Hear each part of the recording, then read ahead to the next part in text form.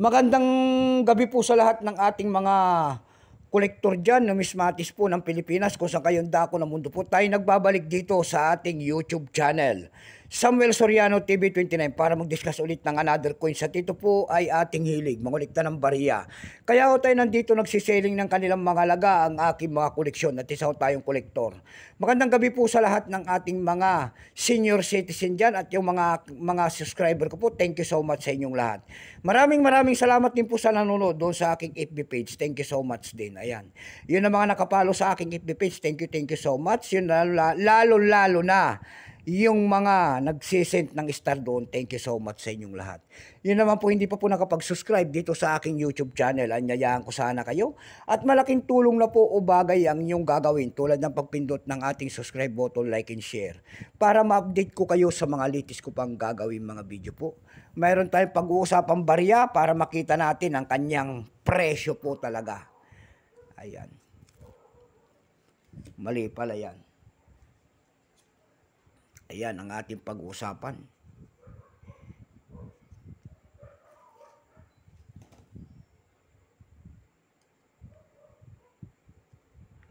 Ayan po, yeah. Excuse me po. Ayan. 50 centimos po ni Marcelo H. Del Pilar, year 1990. Pagkatalikod po makikita natin ang isang imahe ng 50 centimos and then nakabuka ng pakpak ng isang agila. Ang scientific name po niyan ay Pictopaga jeffrey. Ayan.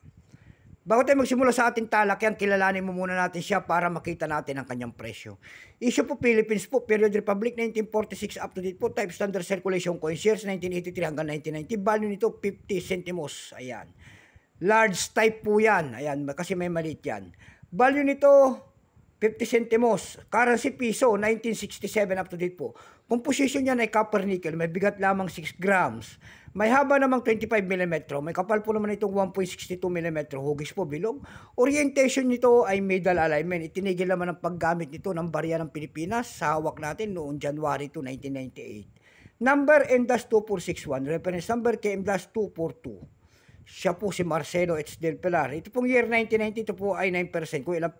Wala pa pong may pakita ang ating Bangko Sentral kung ilang piraso ang ginawa sa barya na hawak natin.